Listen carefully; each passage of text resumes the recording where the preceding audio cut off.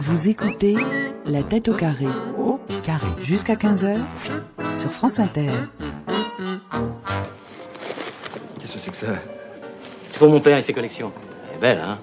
18e, ça va sûrement lui faire plaisir. Ton père fait collection de louches. Il en a plus de 300. Ça l'occupe bien depuis qu'il a pris sa retraite. Mais c'est intéressant, ça. Bonjour. Et il aime partager sa passion? Enfin, je veux dire, il peut en parler en public, te faire l'historique de la louche à travers les âges? Non, Pierre. Il vient à Paris de temps en temps? Non, Pierre, pas papa. Quoi, papa? Je trouve la passion de ton père très originale et... Et tu veux l'amener mercredi soir? Mais pas du tout, qu'est-ce que tu vas chercher là? Tu me vois invitant le père de mon meilleur ami à un dîner de con? Oui. Tu me prends vraiment pour un salaud, hein? Oui. Non, je plaisantais, bien sûr. Extrait du dîner de con de Francis Weber avec Thierry Lhermitte. Que se passe-t-il dans le cerveau des collectionneurs? C'est le thème de notre émission cet après-midi avec mes invités, le neurobiologiste Jean-Pierre Changeux, le professeur de psychiatrie Michel Lejoyeux, et vous nous rejoignez avec toutes vos questions dès maintenant sur franceinter.fr et sur la TACEFI. Le 30, 31 mai et 1er juin aura donc lieu à Fontainebleau le Festival de l'Histoire de l'Art qui a pour thème collectionner. Également la Suisse d'ailleurs, qui sera le pays invité de ce rendez-vous. Et Jean-Pierre Changeux, vous serez présent pour y parler notamment du cerveau, du collectionneur. Et là, c'est vrai que vous allez intervenir à la fois en tant que neurologue, neurobiologiste et vous-même collectionneur.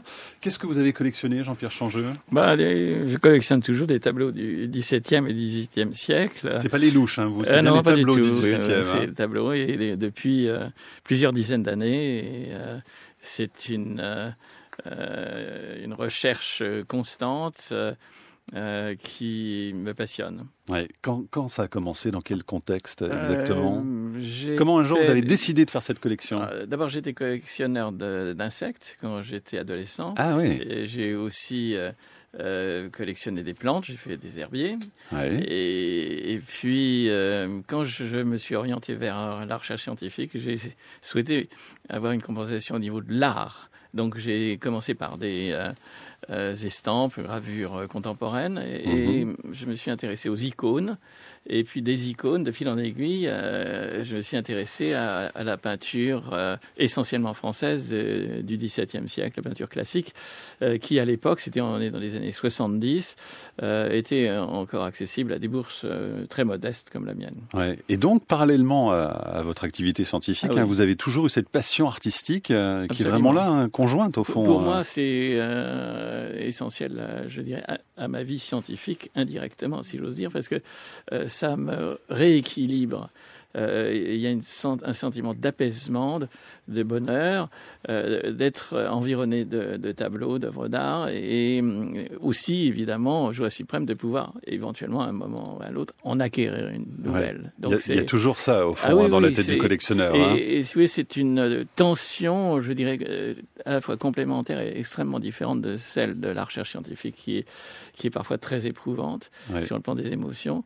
Et l'œuvre d'art m'apporte un apaisement intérieur et un enrichissement. C'est une chose très particulière. Donc vous êtes toujours dans cette tension que vous décrivez et dont on va parler d'ailleurs avec Michel Lejoyeux, et toujours collectionneur. Alors c'est ça, entendu. Vous êtes en quête permanente. Oui. Et c'est particulièrement difficile parce que les œuvres du XVIIe siècle sont rares et lorsqu'elles sont bien identifiées, leur prix est tout à fait au-delà de mes propres moyens. Donc il faut arriver à concilier dans la collection de tableaux anciens, à la fois, je dirais, la qualité de l'œuvre et puis les moyens dont on dispose. Et cette mise en relation est toujours très problématique. Donc il y a un aspect chance aussi qui intervient, d'où le côté jeu, bien entendu, qui fait aussi partie je dirais, des activités du collectionneur. Mais l'essentiel est plutôt de fréquenter les œuvres d'art de l'État. Et ça, je pense que c'est pas propre au collectionneur, mais le collectionneur a quand même la possibilité de s'approprier ces œuvres, de les avoir autour de soi et de vivre avec. Et pour la peinture du XVIIe siècle, c'est particulièrement important parce que c'est une peinture de personnages, de composition. Poussin, un exemple, Philippe de Champaigne, Simon Vouet, et on y retrouve des sentiments, des émotions. Donc il y a une immersion privilégiée, une relation en tout cas avec ces œuvres et ces personnages. Une empathie avec la manière d'abord dont les choses sont présentées, enfin la figuration elle-même, le style et aussi ce que cela représente, parce que c'est un peu la peinture des passions. C'est les passions de l'âme, comme disait Descartes en quelque sorte. Et cet aspect-là aussi pour moi est très important, parce qu'il y a à la fois cette harmonie de la raison et des émotions qui et ça fait écho à votre propre passion, j'imagine aussi, dans ce travail. Oui. C'est exactement ça. C'est que je m'identifie un petit peu à ce qui se passe sur les tableaux. Alors Jean-Pierre Changeux, puisque vous êtes un explorateur du cerveau, ce qui va être intéressant de voir aussi avec vous, c'est de savoir si vous avez pu appliquer vos théories, vos méthodes expérimentales à votre passion de collectionneur. Comment est-ce que vous avez retourné les choses pour essayer de voir ce qui se passe dans votre tête? Je vois Michel Le Joyeux qui prend plein de notes, parce qu'effectivement, il y a déjà beaucoup de choses qui ont été dites par Jean-Pierre Changeux, qui brossent déjà au fond un bon portrait du collectionneur. Bien sûr, je ne me permettrai pas de faire comme ça en direct une sorte de psychopathologie de l'illustre collectionneur que je respecte beaucoup, que j'admire beaucoup et qui est en face de moi. Mais si on essaie de comprendre un tout petit peu cette relation à l'objet, il y a 2-3 manières de se faire plaisir. Il y a le plaisir de l'accumulation d'objets pour rien. C'est ce qu'on appelle le syndrome d'accumulation en psychologie. C'est-à-dire au fond, je suis envahi d'objets qui ne m'intéressent pas. Ça, c'est le premier temps. Le collectionneur aime bien sûr accumuler des objets, mais en plus, il aime investir certains objets. Il y a ce qu'on dit bien et ce qu'on voit dans la collection, quelques éléments qui en sont tout à fait caractéristiques, c'est-à-dire la série. Par définition, on n'est pas collectionneur d'un seul objet. Et puis aussi la difficulté. On ne collectionne pas ce qui est tout à fait accessible. On ne collectionne pas des exemplaires d'un journal dont on peut en acheter une dizaine en kiosque. Donc au fond, cette difficulté, cette tension sont des déterminants du désir du collectionneur. Et alors ces collections prennent racine dans l'enfance très souvent. Au fond, elles prennent racine et elles se terminent aussi dans l'enfance, dans la plupart des cas en tout cas. Dans l'enfance ou plus tard que ça, j'allais dire, le plaisir du collectionneur, c'est la résonance entre une première expérience de plaisir forte. Il y a toujours une histoire qui commence une collection. C'était les insectes, donc pour Jean-Pierre Changeux, par exemple. Oui, c'était les insectes. Enfin, il y a toujours, vous savez, Freud disait le rêve est la voie royale d'accès à l'inconscient. On pourrait presque dire que les objets qui nous plaisent, les objets que nous collectionnons, sont une sorte de voie royale d'accès à nos émotions, à nos passions. Vous le dites très bien, Monsieur Changeux, à nos désirs. Donc au fond, ces objets ont un sens. Et ce qui est intéressant, c'est qu'ils ont un sens passé, c'est-à-dire qu'il s'est passé quelque chose, et ils ont aussi un sens actuel. C'est un déplacement de notre envie aujourd'hui. Et avant ça, il y a une très belle histoire. Il y a aussi un autre grand collectionneur qui était Truman Capote. Truman Capote, il lui avait une belle histoire. Il était jeune écrivain américain venant à Paris et rencontrant la dame la plus célèbre de cette époque, qui était Colette. Et très impressionné, il va voir Colette. Colette lui offre un sulfure. Et Truman Capote le raconte très bien dans une de ses nouvelles. Ça a été un moment formidable, parce que Colette, lui faisant un cadeau, c'était une manière de lui dire « Tu es un écrivain, tu fais partie de ce monde que tu admires tellement ». Et la suite, vous me voyez venir, c'est que Truman Capote a continué à collectionner ces sulfures, à la fois parce qu'il les a investis, et aussi dans l'envie, dans l'illusion peut-être de refaire vivre ce passé. Oui. Jean-Pierre Changeux, est-ce qu'il y a beaucoup d'études en neurobiologie sur les collectionneurs? Vous êtes un des rares à vous y intéresser. Je ne pense pas qu'on puisse trouver beaucoup d'études sur le collectionneur proprement dit, mais sur certains éléments de base qui sont présents dans le cerveau du collectionneur. Certainement, il y a, si vous voulez, d'abord l'exploration et la reconnaissance de l'objet, donc pour les collections d'objets visuels. Donc il y a tout le système visuel lui-même, la perception visuelle. Il y a aussi, bien entendu, tout ce qui comporte la relation entre l'image et le sens, donc cet aspect-là aussi est évidemment très, très important. L'accès à la conscience et le rôle du non-conscient. Et finalement, et c'est évidemment ça le plus important, la récompense. C'est les systèmes de récompense dans notre cerveau qui jouent un rôle absolument fondamental dans notre activité quotidienne, comme dans celle du collectionneur. Alors justement, puisqu'on est dans les systèmes dans les circuits de la récompense, il y a Juanito Banana sur Twitter, c'est son nom, qui nous dit ceci et qui vous pose cette question. Est-ce qu'on peut faire un parallèle entre la collection et l'addiction? Et est-ce que ce sont les mêmes zones cérébrales qui sont activées? Alors, qui répond le premier? Michel Lejoyeux? Alors, sur les zones cérébrales, je vais laisser Monsieur Changeux répondre. Sur l'addiction et la collection. Moi, ça m'énerve un peu, je vais vous dire. Moi, ça m'énerve un peu que tout plaisir qu'on a, que toute satisfaction qu'on a dans la vie soit immédiatement considérée au nom d'une sorte d'orthopraxie comme une addiction. C'est clair que certains collectionneurs sont difficiles pour leur entourage, que le désir de collection prend un peu la part sur d'autres désirs familiaux, etc. Mais aller trouver à chaque fois quelque chose nous fait plaisir, une addiction dans un pays où quand même, vous avez parlé gentiment de la Société française d'alcoolologie, où on continue à consommer de l'alcool, du tabac en quantité tout à fait irraisonnable, c'est une manière de dire tout est un peu addiction, et je trouve que c'est une manière de diluer le message de santé publique concernant l'addiction. Que je sache, la collection ne donne pas la cirrhose du foie, le cancer du poumon. Bon, alors Jean-Pierre Changeux, maintenant partons avec vous dans les circuits de la récompense, s'il vous plaît. Et ouais, ce sont des systèmes qui naissent dans la partie basale de notre encéphale, dans le tronc cérébral, et qui sont essentiellement constitués de neurones qui contiennent un neurotransmetteur bien connu qui est la dopamine. C'est des systèmes que l'on dit ascendants, c'est-à-dire qui montent de la base du cerveau vers les parties corticales, de surface de notre encéphale, et qui sont susceptibles d'investir l'ensemble de notre cerveau et d'intervenir dans toutes nos activités dites de connaissance.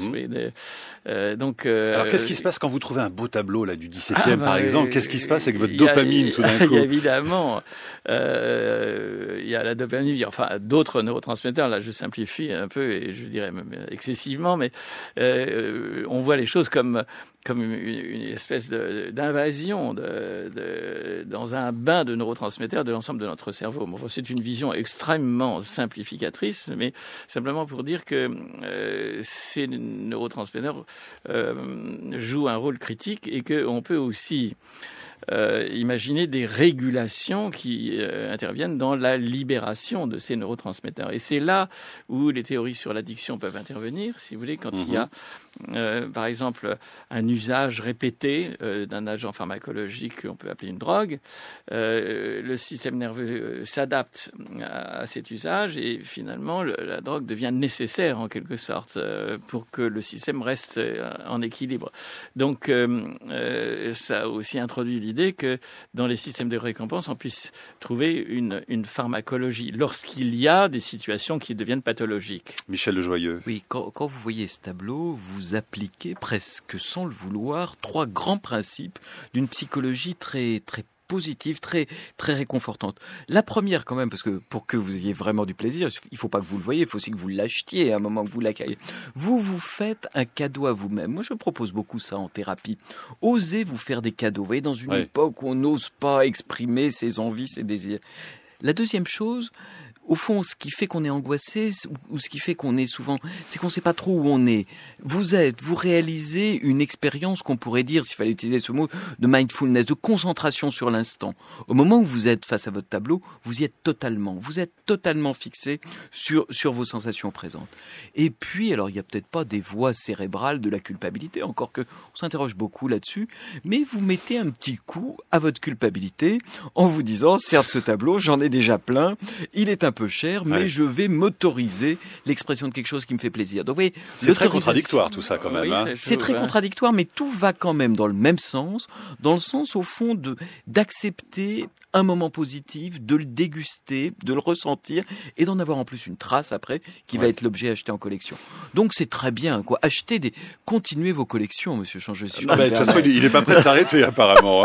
Dans la limite de mes moyens, je pense que c'est pas tellement le sentiment de culpabilité, mais surtout le dire que il faut introduire une limite. C'est la notion de limite qui est évidemment importante dans le cas de la collection. Et c'est là ce qui fait la différence entre, je dirais, le collectionneur qui se contrôle lui-même et qui contrôle ses acquisitions, c'est qu'il ne contrôle pas. Et ça, il y a par exemple une addiction au jeu qui est peut devenir pathologique, où le joueur non seulement vide son compte en banque, mais dépasse ce qui est possible comme dette et se trouve d'emblée en dehors du système légal. Hein. Et ce qui est intéressant, c'est qu'à ce niveau-là, il y a ce qu'on appelle une perte de contrôle. Ouais. Et il y a une neuroscience de ça. Vous en voyez beaucoup, Michel Joyeux, justement, des collectionneurs qui perdent le contrôle à un moment et qui sont vraiment dans quelque chose qui ressemble à une pathologie quasiment. Alors, comme motif de consultation principale, j'ai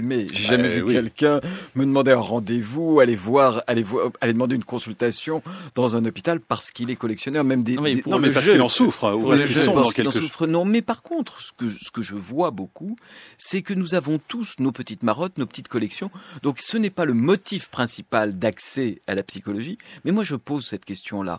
Et là encore, ce que l'on collectionne, ce qui nous fait vraiment envie, est un révélateur. Oui, mais vous ne répondez pas à ma question.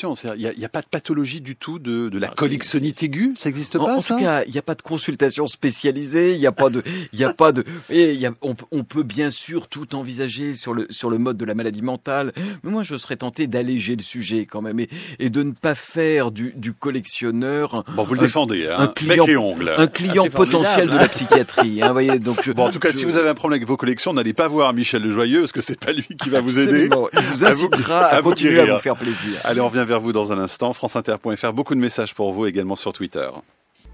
Bonjour, je peux vous aider ? Excusez-moi, j'ai trouvé cet album dans la rue et j'ai... Ça alors, c'est Nino qui va être content. Et Nino, il est là ? Non, jamais le mercredi, il travaille à la Foire du Trône. Et ça fait longtemps qu'il fait cette collection ? Oh, depuis qu'il est ici, il y a 1 an. C'est moi qui l'ai fait entrer. Avant, il collectionnait les empreintes de pas dans le ciment. Oui, il était veilleur de nuit. Et du coup, il passait ses journées à photographier tous les endroits où quelqu'un a marché par accident sur du ciment encore frais. Ah, c'était un drôle d'oiseau. Hein. Quand je l'ai rencontré, il faisait le Père Noël à la Samaritaine.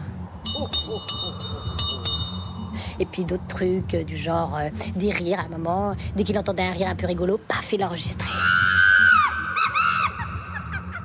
Voilà, collectionneur de rire dans le fabuleux destin de Amélie Poulain de Jean-Pierre Jeunet. Nos invités, le neurobiologiste Jean-Pierre Changeux et le professeur de psychiatrie Michel Le Joyeux pour parler donc de collection. Ce sera à l'occasion donc de ce festival de l'histoire de l'art à Fontainebleau les 30, 31 mai, 1er juin. Alors, vous serez présent, vous, Jean-Pierre Changeux, le samedi. Oui, 31 mai. À l'école des mines. Voilà, l'école des mines donc de Fontainebleau pour parler du cerveau du collectionneur. Oui, exactement. En débattre, disons. Il y a beaucoup de questions et de témoignages. Louison nous dit ceci: j'ai longtemps collectionné des tickets de métro dans mon adolescence et donc je ne suis pas d'accord avec les propos de Michel Le Joyeux qui disait qu'on avait besoin de collectionner des choses très très rares. J'aimais collectionner et tasser dans une boîte mes tickets qui en plus ont changé de couleur plusieurs fois depuis mon enfance. J'aimais aussi amasser les clés usées. Voilà pour ce témoignage, Michel Le Joyeux. Bien sûr, mais peut-être que, effectivement, donc, je suis content que les exemples pratiques me donnent tort. Je trouve toujours très bien quand on prend en défaut les définitions classiques. Mais peut-être que là, on est quand même plus, d'essayer de défendre mon idée dans l'envie d'accumuler que dans véritablement une collection. Je ne suis pas sûr qu'aujourd'hui, Louison cherche encore des tickets de cette époque-là. Ouais. En tout cas, c'est très amusant de demander à ses amis ou à ses collègues de travail ce qu'ils ont collectionné dans leur enfance, par exemple. Alors, je l'ai un peu cafeté, mais il y a Anne-Cécile Perrin qui travaille sur l'émission et qui, elle, a collectionné les pelures de gomme, les mines de crayons et les rouleaux de papier toilette dans son enfance. C'est quand même extraordinaire, non? Vous ne trouvez pas? C'est assez original comme collection. Jean-Pierre Changeux, donc c'était les insectes, vous, au départ, hein, c'est ça? Absolument. Ouais. Et donc après, il y en a eu tout le temps.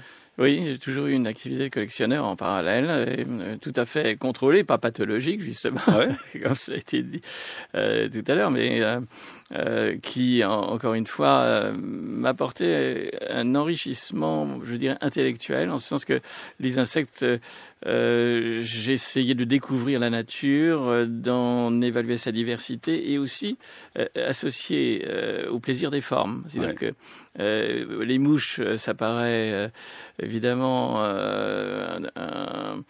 un ensemble d'espèces animales peu agréables et peu intéressantes. En fait, il y en a sur les fleurs, il y en a dans les champs, il y en a qui sont très singulières par leur forme et leur couleur. Et il y avait, je pense, l'intérêt pour la forme, la diversité, et je dis aussi la compréhension du monde. Pour moi, l'activité du collectionneur est une activité essentiellement cognitive. C'est pas une activité tellement accumulatrice. C'est fait que effectivement, il faut rassembler, regrouper. Mais c'est plutôt cet aspect exploratoire qui accompagne l'activité du collectionneur qui, moi, m'a toujours fasciné. Michel Lejoyeux sur Twitter, Larry nous dit ceci: est-ce qu'un collectionneur n'a pas un trouble lié au besoin de propriété, précisément, sur ce besoin d'acquérir sans cesse les objets? Il y a effectivement quelque chose de l'ordre de la propriété, puisque le collectionneur ne s'intéresse qu'à ses propres objets. Vous savez, si on reste sur les métaphores littéraires, il a besoin de s'environner. Vous vous souvenez de cette pièce de Tennessee Williams, La ménagerie de verre, avec l'héroïne qui avait des petits personnages en verre avec lesquels elle jouait. Au fond, c'est un peu ça la métaphore de la collection. C'est se créer un petit univers qu'on possède, qu'on maîtrise, qu'on va pouvoir enrichir petit à petit. Donc c'est cette possession miniature, ou quelquefois énorme dans d'autres collections, qui au fond nous donne l'illusion et quelquefois la réalité de maîtriser l'immaîtrisable. Gustave nous dit dans son témoignage, la thésaurisation, quelle qu'en soit la forme, ne peut-elle être associée à une peur du manque? Je pense à certaines générations qui ont connu la guerre et qui par le manque donc semblent avoir un rapport particulier à la possession matérielle. Je pense qu'il y a à la fois posséder et aussi faire partager. Et ça, c'est peut-être certaines catégories de collectionneurs dont je suis.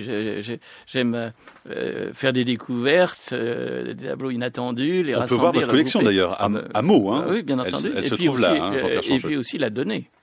Je pense que beaucoup de collectionneurs sont à l'origine des grands musées français. Ils ont participé très directement. Et aux États-Unis, le patrimoine muséal se constitue à partir de donations qui sont le plus fréquemment de collectionneurs. Donc je crois qu'il y a posséder et aussi donner.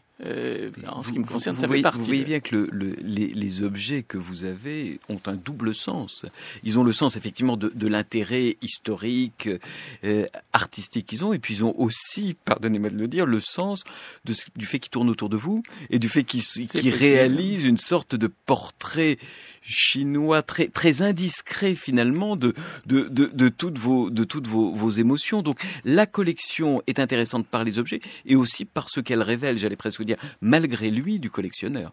Oui, mais il se trouve que bien souvent la personnalité du collectionneur disparaît devant l'œuvre elle-même quand il s'agit d'une œuvre d'art. Et à cet égard, vous pouvez voir au Louvre en le visitant qu'il y a certains secteurs qui sont réservés à une collection particulière.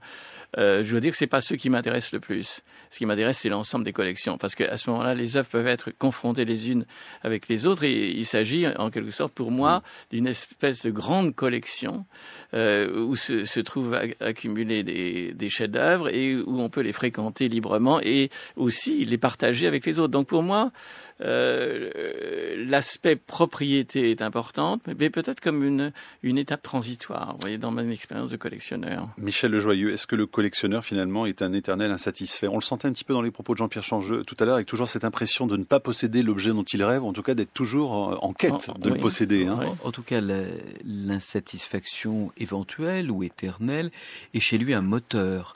Hein, c'est pas un insatisfait dépressif, c'est un insatisfait plein d'énergie qui travaille sur le désir et sur justement ces techniques de remotivation. Une insatisfaction comme ça, moi je pense qu'elle est tout à fait souhaitable et qu'elle est à cultiver. Finalement, il y aurait rien de plus désespérant pour un collectionneur qu'un moment où on lui dirait ça y est, ta collection est terminée, tu es totalement satisfait. Ça, ce serait le vrai désespoir du collectionneur. À quel moment d'ailleurs on décide d'arrêter une collection? Ça vous est arrivé plusieurs fois, Jean-Pierre Changeux. C'est vraiment quand il y a une sorte... Pour moi, j'ai toujours... C'est toujours une collection. J'ai toujours essayé de développer, oui, et puis peut-être qu'elle devient plus spécialisée en ce sens qu'il y a certains tableaux que l'on connaît moins, parce que pour moi, ça fait partie encore une fois d'une activité exploratoire qui est aussi celle de mon activité scientifique. Mais c'est une sorte de contrepartie esthétique de l'activité scientifique et on peut la réorienter, son activité de collectionneur. Par exemple, vers le XVIe siècle, le XVIIe siècle, devant extrêmement difficile à acquérir, on peut essayer de voir à la marge si d'autres moments de l'histoire de l'art nous ont apporté des œuvres qui peuvent être acquises, et qui font partie des choses qui sont présentées dans les ventes publiques. Mais... Michel Joyeux. Alors vous allez me trouver très défenseur des collectionneurs, mais on a bien compris. Non, mais c'est très bien, c'est magnifique. Mais je pense qu'il y a certains objets dont on a besoin pour aller bien. Et moi il m'arrive de dire à certaines personnes qui se croient démotivées, qui croient ne plus avoir envie de rien, que par exemple les livres, la musique, on a besoin d'être entouré d'une collection, au moins à minima, de livres qui font donner du sens à la vie, de musique. Donc il y a aussi une pathologie, j'allais dire, de la non-collection, du refus de l'objet, du désinvestissement de l'objet. Il y a aujourd'hui des techniques de psychologie très au point, ce qu'on appelle de bibliothérapie, qui vous font trouver justement des collections de livres, vous faites même des ordonnances de livres qui vont être capables de vous remotiver. Oui. Donc bien sûr, il y a des collections envahissantes, gênantes, ruineuses, mais n'oublions pas qu'être entouré d'un certain nombre d'objets qui donnent du sens à votre vie, que vous avez choisi et qui vous rassurent quant à ce que vous avez été, c'est un déterminant. Oui. Alors Jean-Pierre Changeux, sur le cerveau des collectionneurs, vous parlez vous de connoisseurship. Pardon. Qu'est-ce que ça veut dire exactement? Et est-ce que le fait d'être collectionneur, ça développe des capacités cognitives particulières chez les personnes? Je pense que oui. Je pense que de toute manière, l'activité de collection que l'on trouve déjà chez l'enfant est extrêmement intéressante comme exploration du monde en général et comme désir de connaissance et d'acquisition de connaissances. Et le connoisseurship, c'est une acquisition spécialisée de connaissances des tableaux. Parce que on développe certaines capacités. Toute l'idée est d'essayer d'acquérir un tableau qui soit d'une qualité, d'une authenticité aussi incontestable que possible. Et cela se passe de la manière suivante. On se trouve en présence de quantité d'œuvres chaque jour qui sont sur les murs, par exemple, de l'Hôtel Drouot ou d'autres salles de vente, qui sont plus ou moins bien attribuées, enfin souvent très bien d'ailleurs, mais l'idée c'est d'essayer de reconnaître dans cet ensemble l'œuvre qui est une œuvre que vous souhaitez faire entrer dans votre collection. Donc il faut non seulement la percevoir, mais la comprendre.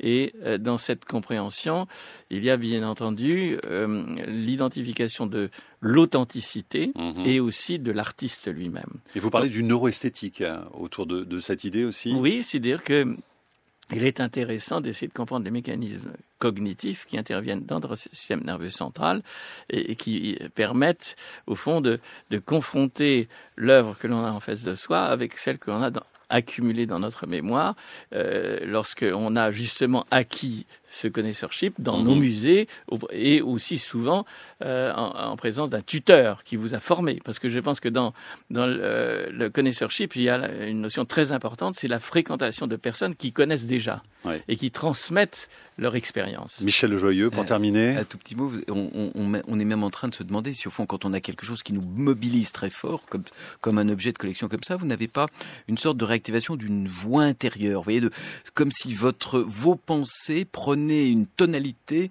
de plus en plus forte, comme si au fond ces émotions s'exprimaient d'une manière très, très, très particulière. En tout cas, là, je ne pense pas que ce soit tellement l'émotion. Je pense qu'elle joue un rôle évidemment tout à fait critique, puisque vous avez reconnu l'œuvre déjà. Mais ce que vous voulez, c'est plus que ça. C'est-à-dire que le tableau devient objet de science, de connaissance et, je dirais, d'expertise, pour employer un terme qui est un petit peu galvaudé. En tout cas, vous serez donc samedi 31 mai ou 30 mai d'ailleurs, j'ai un petit doute. On va regarder sur le calendrier. Voilà, ce sera samedi prochain à l'occasion du Festival de l'Histoire de l'Art, donc à Fontainebleau. Il y a tout le programme sur festivaldel'histoire-de-l'art.com pour vous rencontrer Jean-Pierre Changeux et pour parler donc du cerveau des collectionneurs. Michel Le Joyeux, le secret de nos comportements, c'est chez Plomb. Oui. Vous abordez cette question du collectionneur. Et puis je signale également votre dernier ouvrage qui est paru il n'y a pas très longtemps, qui s'appelle Réveillez vos désirs. Oui, et qui parle aussi beaucoup justement de ces désirs d'objets et de l'utilisation pour se remotiver par exemple des livres, de tout ce qui peut être un peu de surmonter des difficultés, des manques. Vos envies et vos rêves à votre portée, c'est le sous-titre de ce livre, donc paru également chez Plomb. Vous restez avec nous, Michel Le Joyeux et Jean-Pierre Changeux, vous pourrez commenter ce qui va se passer dans le hashtag L'Attaque.